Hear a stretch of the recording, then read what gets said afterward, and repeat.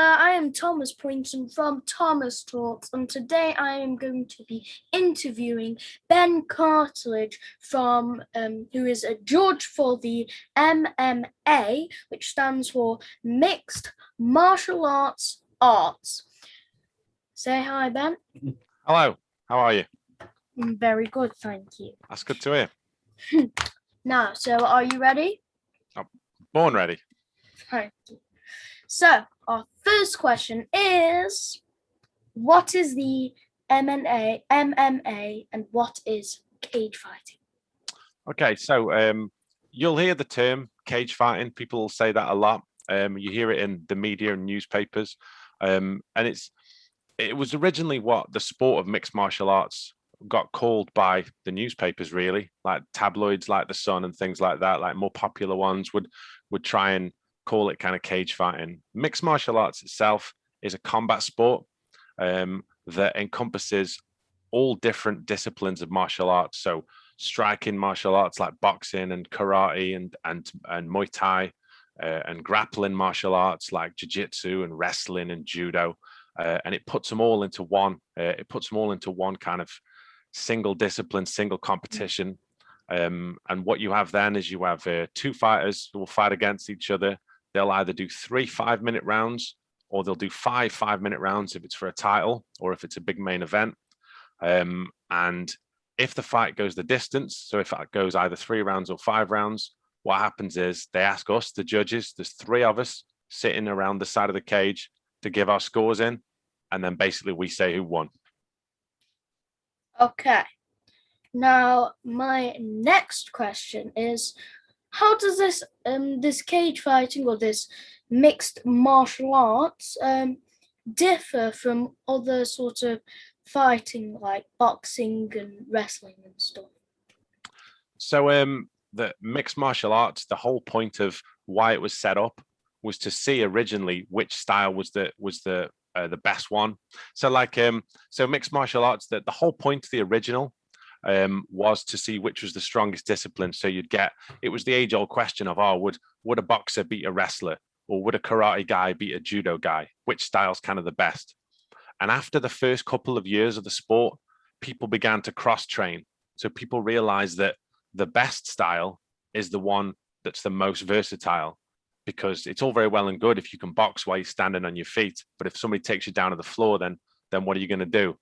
So the first mixed martial artists who were really successful were the ones who started not just training what they were good at, but training what they were bad at as well. So you found that there was karate guys who trained jiu-jitsu, and then they'd train each other, and you had wrestlers who trained boxing. And the whole point of it was to see which style was the best. But as the sport went on, what happened was it became quickly apparent that the best style is kind of a piece of every style. So it's different to things like boxing because and other combat sports, because it encompasses all of them kind of into one. So yeah, the biggest difference is the fact that it's not like boxing and it's not like wrestling, because it's a combination of all of them. So like, for example, in boxing, if the 2 boxers, one of them fell over, then what would happen if it wasn't a knockdown is they'd stand them back up and then they'd start again. And in wrestling, for example, when both wrestlers are just about to engage, you're not allowed to throw any punches or kicks or anything. It's solely on takedowns and wrestling like that. Whereas mixed martial arts takes all of those and tries to combine them into the most kind of pure expression of martial arts and combat and fighting kind of that there is. When you look at other combat sports, there's always rules regarding what you can and can't do. And there is in mixed martial arts. There's a big document full of fouls of things you can't do, but you can do a lot of things within the different disciplines, which is why it's why it's so different, and why it grows, why it's such a fast growing sport, and why it's why a lot of people are really, really into mixed martial arts. Okay, so so basically it's just a mix between all of them, and so in your opinion, you would say cage fighting would be the best because you need a mix of all. Because like you said, boxing when you're on the floor, what you're going to do, yeah. Exactly, yeah. So and the best after the early days when it was all style versus style. So when you had a karate guy fighting a judo guy and a boxer fighting a jiu-jitsu guy, the original style that was the most successful was Brazilian jiu-jitsu, which was all grappling based. And what you'd see was there was a family of Brazilian jiu-jitsu practitioners called the Gracies, and in the early mixed martial arts events, the early UFC events, they would win everything because they'd fight boxers and kickboxers and guys from Thailand and all these different martial artists. And when they'd get these fighters to the ground, the other fighters wouldn't know what to do. They wouldn't know how to deal with the jiu-jitsu. There was a gentleman called Hoist Gracie, who was probably one of the most famous of the family, won the first few mixed martial arts UFC events by taking everybody down and submitting them, even though he was often outweighed by a lot of weight. Like he'd give up 50 or 60 pounds, like 5 or 6 stone in some cases. And he was able to use the techniques to take people down and kind of submit them. And that's what got a lot of people interested. But as the sport developed, a lot of people trained jiu-jitsu defensively. So they trained to learn how not to get taken down and how not to get submitted. And that's when it becomes more interesting, because you look at people who've got a bigger set of skills, and it's what beats what. It's kind of, originally it was more like rock, paper, scissors. You know, like if you had a boxer, well, he might beat a kickboxer, but if you had a jiu-jitsu guy, well, he might beat them both. Whereas then everybody started training everything, and it became the modern mixed martial arts that we see today. Now, you have a lot of knowledge on this mixed martial arts, and you're a judge in this, so it's clear you have an interest in it. So my question for you is, what gave you that interest? I'd been practicing different martial arts from a young age. Really, I did karate when I was about 10 or 12, and did a bit of that, and then I stopped for a while, and then I started again in my early 20s. I started doing a bit of karate again, and then it wasn't until I was about 25, 26, I think 25, 26, that I started training a bit of jiu-jitsu, really, and it really interested me because I was watching the UFC at that point. I was watching mixed martial arts kind of grow, but the grappling side of it was really mystifying to me. I didn't understand any of it, and once I started training in that, I got a better understanding of how that all works, and I could understand, and it made watching the sport more enjoyable because I understood what people were trying to do. Because one of the initial criticisms was if nobody understood what the ground fighting portion was like, people might think that was quite boring. If you see fighters lying on top of each other and moving around, but when I trained it myself, I was really interested by it and really kind of blown away. And the guy I used to train with, he began promoting shows, began putting on local shows in the Stoke-on-Trent area, and he asked me to work one of his shows originally as a commentator. It was, and I said, yeah, I'll do that. It'd be fun. And then that's how it started for me. I started attending shows after that, and a bit after that, a friend of mine asked me to judge at a show, and it went from there. Really, I worked regionally for 2 or 3 years, and then I got opportunities to work with kind of bigger shows, and it went from there. So I guess in some ways I've always been a martial artist on some level. I've always liked kind of training, and like I say, I really enjoyed karate when I did that. But it's nice to have continued that martial arts journey really with something like jiu-jitsu, Brazilian jiu-jitsu, which is what I train at the moment. Well, not at the moment because nobody can train, can they? But when we're not locked down, it's something that I train maybe 2 or 3 times a week. Now, just recently, and I think we're still in it, I don't know, we've been through lockdown. So in lockdown, I'm guessing you weren't doing much cage fighting judging then. So what exactly did you do during lockdown? During lockdown, I wasn't able. Usually, I maybe do between 20 and 25 events a year. That's all up and down the country and internationally for different promotions. So quite a few. And then all of a sudden, obviously, when the lockdown started, that kind of stopped. I did a show the weekend before the UK went into the first lockdown, and then everything stopped. We couldn't train jiu-jitsu. I wasn't judging, and all sports kind of stopped really. Mixed martial arts and the UFC was one of the first sports to get back up and running.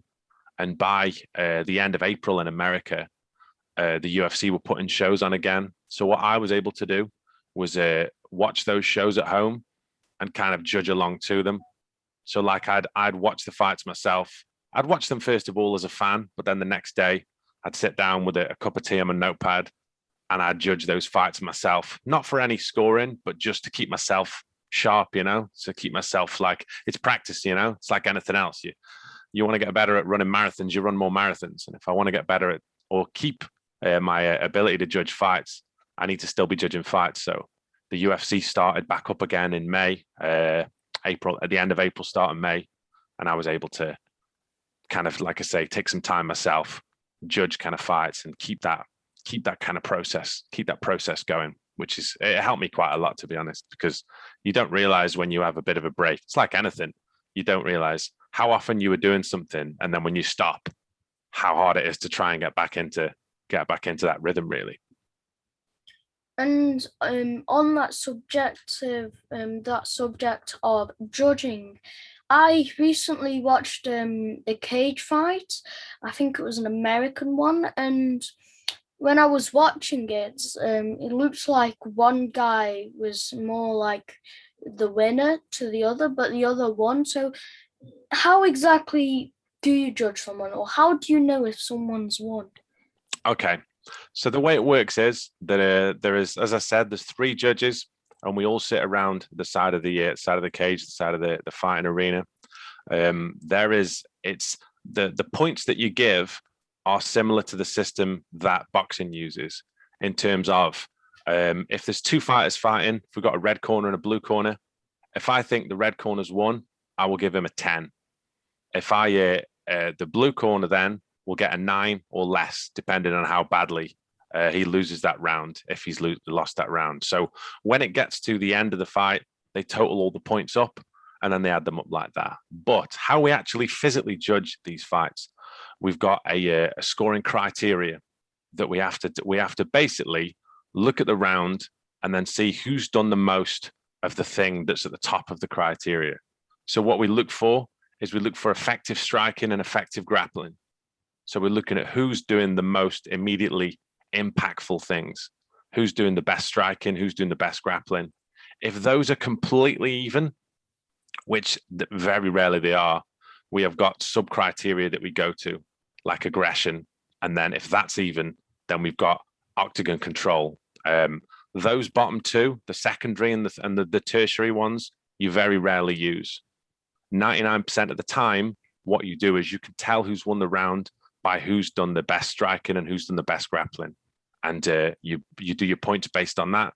They get handed off to the head commissioner who adds them all up. And like you say, if it goes the distance, then they read the cards out and they declare the winner that way.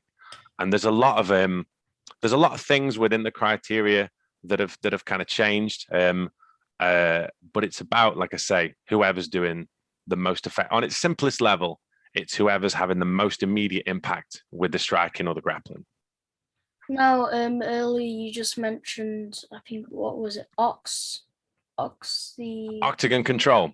Yeah, what's octagon control? So, or cage control, as it's known, is basically who is dictating the pace and the place of the kind of fight. So, if it's completely even, who is kind of able to push their opponent kind of forward, who is able to dictate where the fight actually kind of takes place, who's making, like, it's a sub criteria of aggression, which you generally don't use too much. That's in place if it's completely even. If you can't separate at any point the striking and the grappling, then you go to the sub criteria, which are aggression and and octagon control.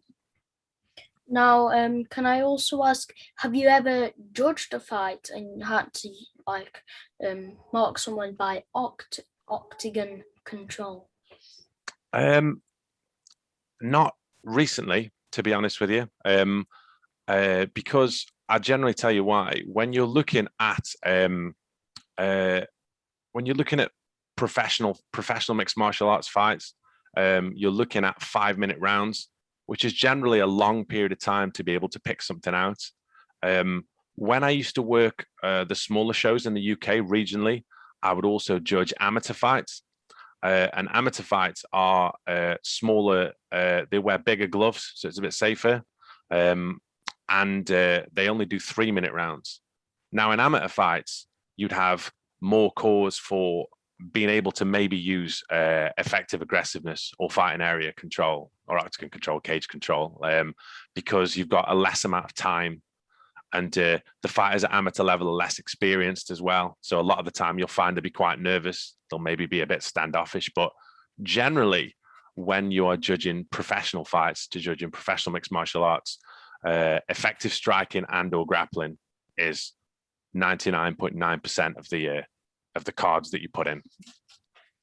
Now, earlier I think it was before the interview had started, you mentioned something about Fight Island. Fight Island. Could you explain to the audience what Fight Island is?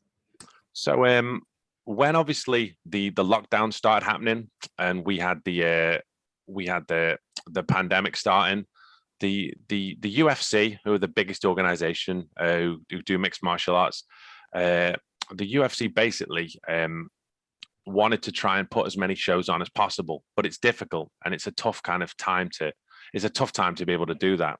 So they've got offices and things all over the world, and what they did was they were able to secure a couple of hotels and an arena in Yas Island, which is in Abu Dhabi in the Middle East. And how it worked was, for the first Fight Island, what they did was they flew the officials, so the judges and the referees and everybody else, they flew us all out to Abu Dhabi, and we had to stay there for 3 weeks. And what they did was they put 4 events on, but it was all done in a quarantine kind of environment. So what I had to do for the first one was I had to go down to London. I had to stay in a hotel, take a COVID test, and then I had to stay in my room for 2 days. Didn't see anybody for 2 days. And then my test came back negative, so I could fly. So they flew us to Abu Dhabi. I went to the hotel, straight in another room, another test. I had to wait there for 2 days. And then after that was done, and we had regular tests then, we were able to stay on the island, and every couple of days there'd be kind of an event. And it was all done. We had regular testing. It was all done kind of safely. Do you know what I mean? Like they all had a proper protocol to follow. So the UFC did four events on the first Fight Island, which was July. Then they did 5 events on the second one, which was October. I went out for the last 2 events there, and they did 3 events for the last Fight Island, which they did in January this year, which I was able to do as well. So they set up their own kind of quarantine bubble there, you know, and they make sure that nobody gets in without the tests. So there's no risk of anybody. If anybody tests positive, then they're quarantined straight away, and then they have to kind of be sent home. So it's because the UFC is such a big organization, and they've not only got they've got fighters from all over the world. And obviously it's good they can put shows on in America, but a lot of the fighters from Europe and from the Middle East and from Australia and that side of the world struggle to get to America because they can't kind of fly in at the moment. So they wanted somewhere where a lot of the fighters would be able to fight and they'd have kind of control. And they've done a lot of work with the government in Abu Dhabi before, so they're able to set up Fight Island and to do those shows. And yeah, it was an amazing experience for me. Like, really quite humbling for them to ask me to do it. And the first Fight Island, which was July, while I was over there, it was actually my birthday. So it was my 40th birthday while I was over there, which was pretty crazy as well. But That's yeah, a great 40th birthday. yeah, I was birthday happy with it, to be present. honest. We did a show in the morning, and then we came back to the hotel, and then some of my friends had bought me a cake. It was good, to be honest. It was a great birthday. Yeah, it was a real adventure. But that's what the UFC did with Fight Island in Abu Dhabi, and they did it to make sure the fighters who are from that part of the world were able to fight, but also they made sure that everybody was kept safe with the testing and the safety, which is obviously the most important part. Yeah, indeed. And so you said like this Fight Island, it's in Dubai, which is abroad. So with your cage fighting, do you do much foreign travel for it? Yeah, obviously not at the moment, but in 2019, which was the last year that we could properly travel, I did shows in the Czech Republic, Russia, two in America, Italy, Australia. I went to Melbourne. I did a show in front of 58,000 people in Melbourne. Whoa. Yeah, that was incredible at the Marvel Stadium. Went to South Korea. Yeah, Poland as well. I go to Poland quite a bit, and obviously did a lot of shows domestically as well. So a lot in London, and I think a couple in Manchester, a couple in Birmingham, a couple in Wales. Like I think I did one in Dublin as well. So like if I do maybe 20, if you say I do 20 shows in a year, maybe 7 or 8 of them are 6 or 7 of them are abroad, and the rest are kind of more domestic. Who is your favorite cage fighter? I can't really have a favorite because obviously from a judging point of view, like I have to be neutral. And the thing is, as well, is I've been watching the sport for that long that I'm kind of, it's not that I'm not a fan, but I have to approach it from a professional kind of point of view. You know, I have to be a neutral official. My priority really when I watch a fight, when I'm working a fight, is that both fighters give a great performance, and that both fighters are able to kind of be as healthy as they can after the fight finishes. That's, if those two things happen, then I'm kind of happy. And like it gets to the point where I've kind of judged that many fights. What you have to do is you have to look at it as fighter A versus fighter B, you know, irrespective if you're in a sports hall in the UK and there's 200 people, or if you're in Marvel Stadium and there's 58,000 people. The approach has to be the same. So yeah, I don't have a favorite fighter, but there's a lot of fighters out there who I'll watch. You've got great technique and a kind of fun, great to watch. But from my point of view, yeah, I just enjoy the martial arts.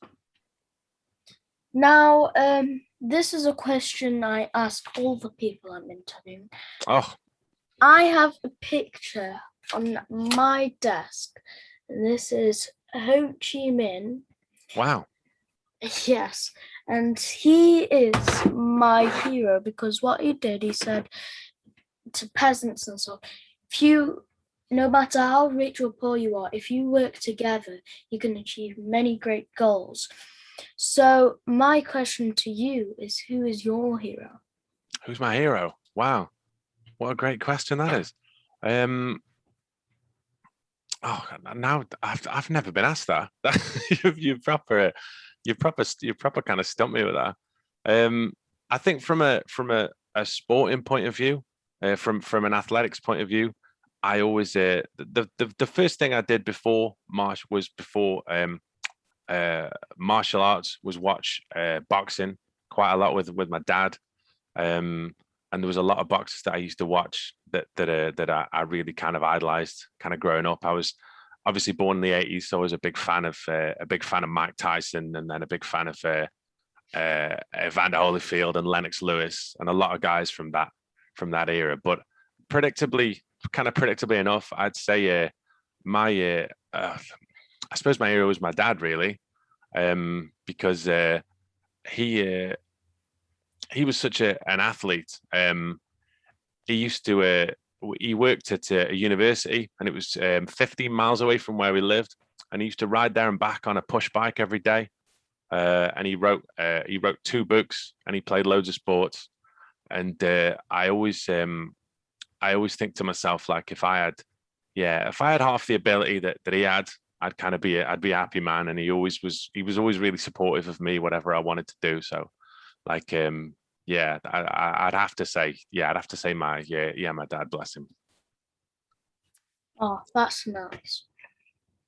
I must say though, like, you would make like a really great PE teacher in my school. There you go. Not at the moment. I haven't done anything physical for what feels like a year and a half. Do you know what I mean? I'd get out of breath running a bath at the moment. Whoa. Now, you mentioned earlier you grew up in the 80s. Have you seen the show Stranger Things? I have seen the show Stranger Things. I'm a big fan of the show Stranger Things. Me too. I love the show. Now, my favorite character from Stranger Things is 11, Millie Bobby Brown. Yeah. So my question to you, the last question is, who is your favorite character from Stranger Things? That's a great question. Yeah, 11's cool, isn't she? Do you know what I mean? She's really such a great actress. Yeah. Yeah, she's cool. She she trains jiu-jitsu as well. Does she? Like Millie Bobby Brown. Yeah, she trains Brazilian jiu-jitsu. Yeah, that she's always on kind of social media about it.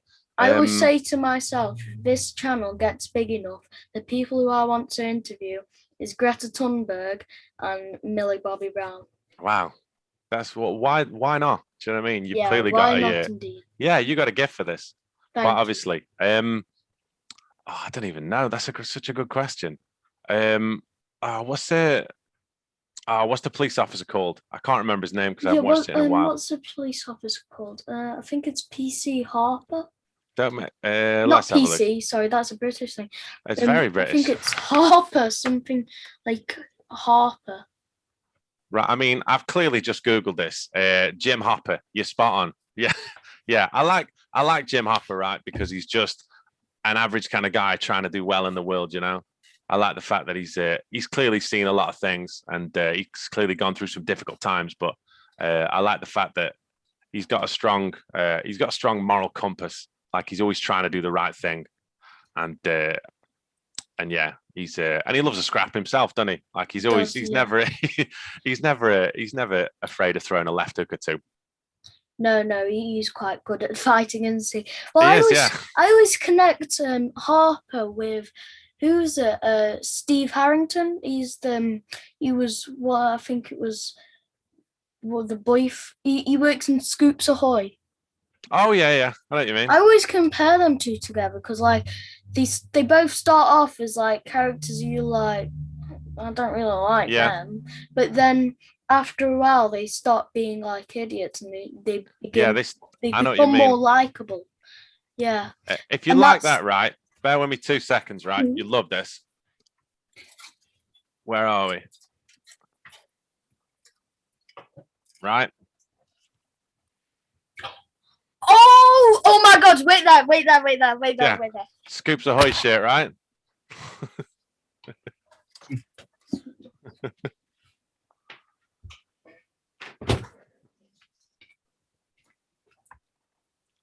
There you go. There we go. That makes sense. Good stuff. What do you think? That's incredible. Good stuff. Well, when we meet in real life, we should both wear those Scoops Ahoy tops. Sounds like a deal, my friend. Sounds like a deal. Yes. Well, without further ado, goodbye.